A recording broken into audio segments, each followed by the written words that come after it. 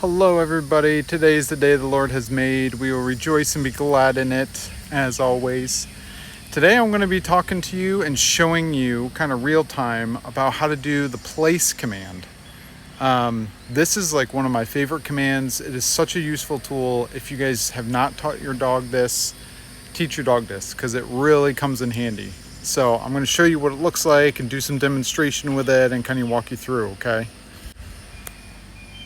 This is my man Bogey. He's on his placemat. I got one of these placemats off Amazon. I think this thing cost me 20 bucks. Obviously it'll vary on your size, but super light, easy to put together, easy to carry around. And all the principle is we're teaching the dog, you have to go to that spot. You have to stay on that spot until I can say you come off the spot. So essentially it's the hot lava game. If your paw touches around the spot, you will get corrected and put back in the spot.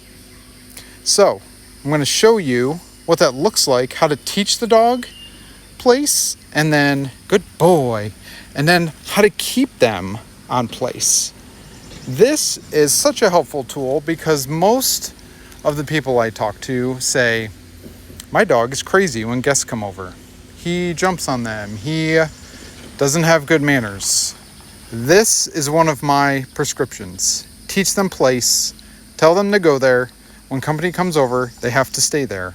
Or they can come and say hi if they have good manners with that, and then go back to place. That's your job when people are here at our house.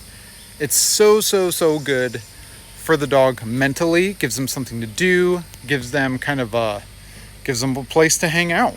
So it gives them that structure that they need when guests come over. So now I'm going to show you what it looks like to teach the dog to go to place. And then once you do that, the goal is to reinforce it and to teach them to go to that spot from farther and farther away where you don't have to hold their hand to tell them to go there. You can stay in one spot and the dog goes there on their own. That's the goal. And today, this is Bogey's first day learning this as far as I know. And so I figured I'd just show you what this looks like in real time. So we're going to try this. We're going to try a little flipperoo. See if y'all can see things, see what it looks like.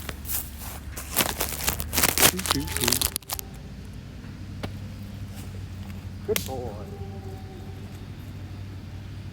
Good. Break. So break means he's done with the work. I also like having a good break command because it gives the dog a very clear distinction. You're working, you're not working. So now what I'm going to do is I'm going to tell Bogey to go to place. I'm going to reward him when 4 paws hit the target. This is how you start it. Going to lead him over, tell him where you want him to go. Once you see 4 paws hit the target, pay him. So you could even use a meal time. Use breakfast and dinner to practice this and just make it a game, make it fun. And before you know it, they're gonna want to go on their place. All right, here we go. Bogey, go to place. Yes. Hanging. Good. Yes. Good. Break. So real short intervals to start. You're up there for a couple seconds, you get some food, break. Then we're gonna go from short intervals to longer intervals, staying on the target. Bogey. Place. Place. Place. Yes. Good. Yes. Good. Stay. So when the dog's in this position, I don't care if the dog's sitting, laying down, he just can't come off the target. That's all we care about. We got a dog across the street that he was checking out, and I'm gonna pay right now for this. Yes. Good boy. Stay. And I'm paying because there's a distraction across the street, another dog, and he's staying on the target. So I'm rewarding that. Good boy. Yes. Good. This is why you should use meal times, because you're going to be rewarding a lot. You don't want your dog getting chunky. Good. Yes, I'm going to pay again because that dog's really distracting. Good boy. What a good boy. Right. Good job. All right, so that's what it looks like to do longer duration. Then you start throwing in distraction. You walk around the placemat. You walk into, a further distance away and come back. This is how you build up distractions. You have to teach your dog what to do for the distraction you're going to encounter. So if you're going to have guests over a lot, you have to teach your dog what to do during that distraction, or else they don't know what to do. That distraction will make them check out because the distraction's higher and more fun. So I have somebody walking towards me right now. We have dogs over there. So I'm gonna, again, use all this as distractions to get them to go to place and stay there.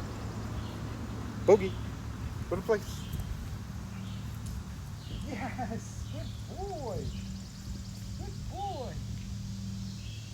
Very good. Stay. Very nice. Yeah. Yeah. Yeah. Good job. Very good. So he's doing excellent. Yes. This is one of the things people can get wrapped around the axle with. Oh, my dog's looking at the distraction. I don't really care if he's looking at the distraction. He's not barking.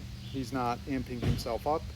He's doing what he's been told to do, and he's looking across the street, just like we would do, like similar to, I don't know, we're out walking down the road and we look at something in the woods that's pretty flowers.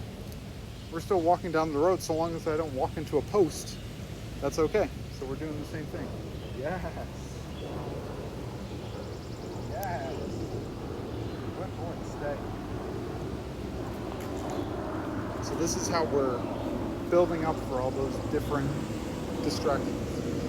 Now the last thing we're going to do, and Bogey is still learning this, so it'll be good for you to see how it works, is going to place from a distance. So instead of me, like I was saying before, I'm not holding his hand as much. Now I'm going to say, you go there because that's what you're supposed to do. And the way we do that is I start walking him over. We started there, and I'm just going to gradually back up how far I take him to the target.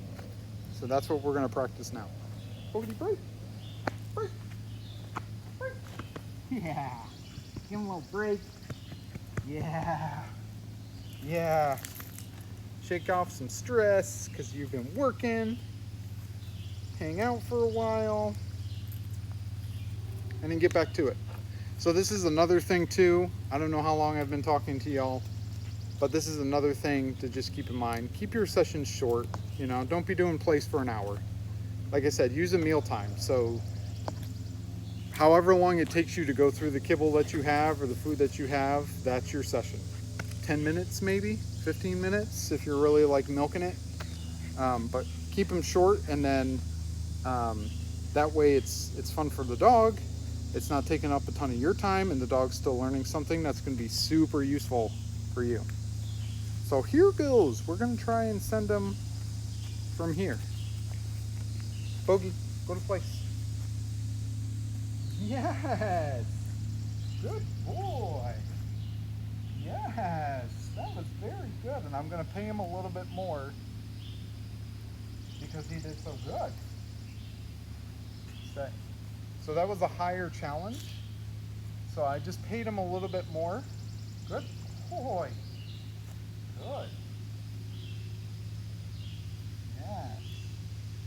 Stay. So ideally, you want to get to the point where I could be by this stump that my phone is on, and I could send him from here, or I could send him from this walkway that's behind me.